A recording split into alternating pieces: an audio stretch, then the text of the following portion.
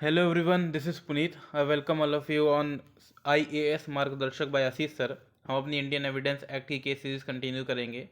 आज हम डील करेंगे सेक्शन 10 से और उसका relevant case law Mirza Akbar versus emperor 1940।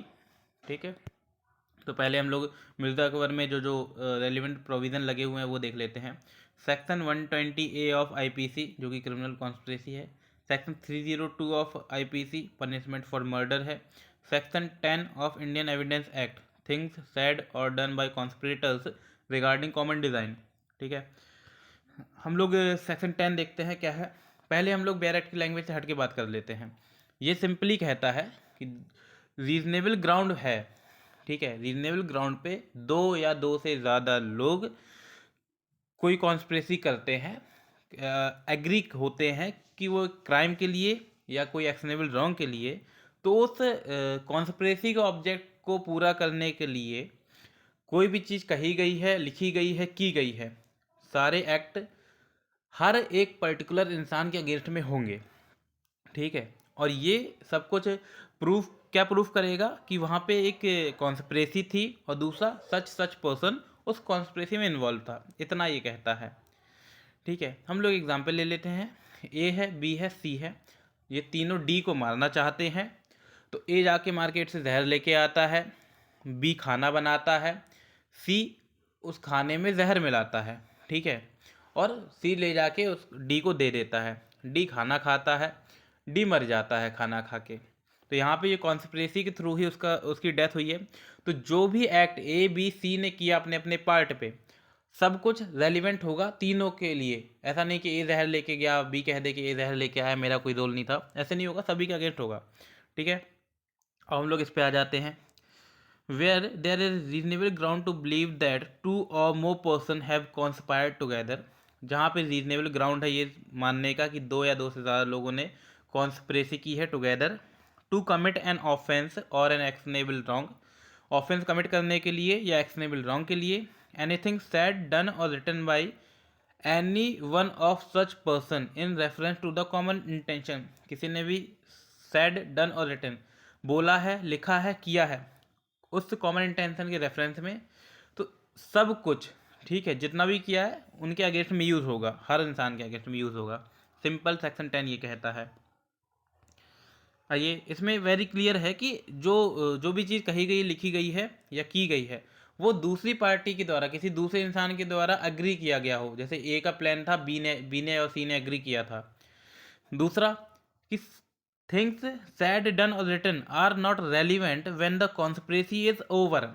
ठीक है, जब कॉन्स्पिरेसी ओवर हो जाती है तो उसके बाद क्या कहा जा रहा है, क्या लिखा जा रहा है, क्या किया जा रहा है, वो रेलिवेंट नहीं होगा। जैसे ए बी सी डी को मारने के बाद क्या बात करते हैं, उसकी डेथ हो गई, क्या बात करते हैं, क्या लिखते हैं, एक दूसरे के अगेंस्ट में बुराई करते हैं, झगड़ा करते हैं, वो रेलिवेंट ही नहीं होगा, कोर्ट में माना नहीं जाएगा। ठीक है, सेक्शन 120A देखते हैं। सेक्शन 120A ऑफ IPC है meaning of conspiracy. When two or more person agree to do or cause to be done an illegal act, an act which is not illegal by illegal means, such an agreement is designated a criminal conspiracy. ठीक है, कोई लोग illegal act के लिए agree करते हैं या ऐसा कोई एक्ट जो इलीगल मीन से नहीं है लेकिन एग्रीमेंट करते हैं, तो ऐसा एग्रीमेंट कॉन्स्पिरेसी कहलाता है। चलिए, इसका सेक्शन 10 का एक इलस्ट्रेशन है कि रीजनेबल ग्राउंड है कि ए किसी कॉन्स्पिरेसी में है जो कि गवर्नमेंट ऑफ इंडिया के अगेंस्ट में वेज वार हो रहा है। ठीक है, इसमें है कि बी ने यूरोप से आम खरीदे, ठीक है, सी ने पैसा कलेक्ट किया कलकत्ता से, डी ने लोगों को परसुएड किया कि आप आओ इस कॉन्स्पिरेसी को ज्वाइन करो, ई ने पब्लिश राइटिंग की, एडवोकेसी की, अपने ऑब्जेक्ट की क्यों कॉन्स्पिरेसी हो रही है आगरा में की है, एफ ने पैसा भेजा है काबुल में जी को, ठीक है, जो कि सी ने कलेक्ट किया था कलकत्ता से, एच ने लेटर राइटिंग की है, ठीक है, कॉन्स्पिरेसी के अकाउंट पे। ठीक है, तो ये जितना भी सीरीज बनी एक एक पार्ट ABCDEFGH तक, तो ये सब कुछ क्या प्रूफ करेगा कि द एग्जिस्टेंसी ऑफ कॉन्स्पिरेसी, कि वहाँ पे एक कॉन्स्पिरेसी थी। ठीक है, और हर एक बंदे के अगेंस्ट में होगी। दूसरा पार्ट करेगा कि ए की क्वेश्चन है ना यहाँ पे कि ए उसमें कॉन्स्पिरेसी में इन्वॉल्व था कि नहीं, तो ये पार्ट प्रूव करेगा कि ए कॉन्स्पिरेसी में इन्वॉल्व था। अल थॉट वो सभी लोगों से इग्नोरेंट भी हो सकता है कि भाई ए किसी एक बंदे को जानता है, मान लो ए बस बी को जानता है, C D E F G H से इग्नोरेंट है कि ये कौन है, उसे नहीं पता क्या चल रहा है। दूसरा, उसे अगर पता भी है मान लो कुछ है तो वो सबसे स्ट्रेंजर है, ए किसी को नहीं जानता, दूसरे B C D E F तक किसी को नहीं जानता है। तीसरा, कि उन लोगों ने उसकी कॉन्स्पिरेसी ज्वाइन करने से पहले ही वो ज्वाइन थे, या उसकी कॉन्स्पिरेसी लेफ्ट कर देने के बाद वो ज्वाइन हुए। अगर उसने मान लो कुछ पार्ट किया और वो लेफ्ट कर गया उसके बाद ज्वाइन हुए, तब भी वो लाइबल माना जाएगा। ठीक है, आगे आते हैं। सिंपल था ये। अब हम लोग डील करेंगे मिर्ज़ा अकबर वर्सेस एम्परर 1940। इसमें 4 लोग हैं, मैं बहुत सिंपल लैंग्वेज में बात करूँगा। अली असगर हस्बैंड है, महल तेजा वाइफ है, मिर्ज़ा अकबर लवर है वाइफ का, उमर शेर साफ शूटर है।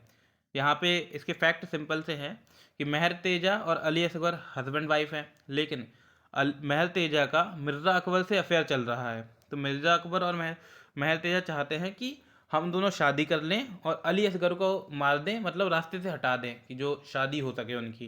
तो इस चीज़ के लिए वो एक साफ शूटर हायर करते हैं, उमर शेर, अली असगर को मर्डर करने के लिए। ठीक है, तो वहाँ पे क्या होता है कि जब जो साफ शूटर है अली असगर का मर्डर कर देता है, गोली मार देता है और भाग रहा होता है, लोग उसे पकड़ लेते हैं।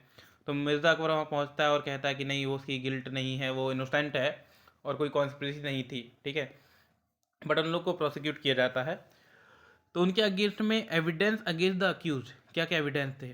ठीक, इसमें पहला बात ये कहा गया था कि जो लवर है, वाइफ है और उसका लवर है महल तेजा का लवर मिर्ज़ा अकबर है, उन्होंने अब एक दूसरे को लेटर्स लिखे थे जहाँ पे उन्होंने एक दूसरे के लिए बहुत प्यार जताया था कि मैं तुमसे बहुत प्यार करता हूँ। अपनी शादी की बात कही थी कि मैं शादी करना चाहते हैं, और अली असगर को रास्ते से हटाने की बात कही गई थी। तो उन्होंने एक हायर किया हुआ था, इसकी बात कही गई थी। ठीक है, तो एक साफ शूटर हायर करना था, ये बात सब बात कही गई थी, एक एक फैक्ट उसमें लिखा गया था। ठीक है, तो दूसरा ये था कि महल तेजा ने मजिस्ट्रेट के सामने कॉन्स्पिरेसी ख़त्म हो जाने के बाद, इस पर ध्यान दीजिएगा, कॉन्स्पिरेसी ख़त्म हो जाने के बाद स्टेटमेंट दिया था। ठीक है, ये 2 एविडेंस थे। तो इसके आगे क्या है, एक सेकेंड। तो इसका लीगल इशू था कि what is the relevancy of aforesaid to evidence of section 10। जो हमने 2 ऊपर एविडेंस दिए, इसकी रेलिवेंसी होगी कि नहीं होगी सेक्शन 10 के अंडर। तो डिसीजन ये था कि, तो इस केस का डिसीजन देख लेते हैं। तो यहाँ पे कोर्ट ने क्या कहा कि जो लेटर उन लोगों ने लिखा था वो रेलिवेंट होगा, क्योंकि उसमें जो भी टर्म्स हैं, जो बातें उन लोगों ने लिखी हैं, उनके ऑब्जेक्ट के रिगार्डिंग ही हैं, कॉन्स्पिरेसी के रिगार्डिंग है। बट कॉन्स्पिरेसी अभी कंप्लीट नहीं हुई, उनका ऑब्जेक्ट कंप्लीट नहीं हुआ था, तो कॉन्स्पिरेसी के दौरान ही किया गया है वो जो लिखा गया, तो ये सेक्शन 10 के अंडर रेलिवेंट होगा। दूसरा, जो स्टेटमेंट दिया था महल तेजा ने मजिस्ट्रेट को, वो सेक्शन 10 के अंदर रेलिवेंट नहीं होगा, क्योंकि ये ऑब्जेक्ट अटेन हो जाने के बाद, ऑब्जेक्ट पूरा हो जाने के बाद दिया गया था मजिस्ट्रेट को। तो सेक्शन 10 कहता है कि कॉन्स्पिरेसी खत्म हो जाने के बाद कुछ भी कहा गया, लिखा गया, बोला गया है, वो नहीं होगा, वो रेलिवेंट नहीं होगा। ठीक है, तो इसका डिसीजन इतना सा था। Thank you so much, thank you everyone for your love and support. Please like subscribe the channel, और आप अपना रिव्यू दीजिए कैसा लग रहा है, क्योंकि कुछ नया स्टार्ट किया है तो आपकी सपोर्ट की नीड है। Thank you so much.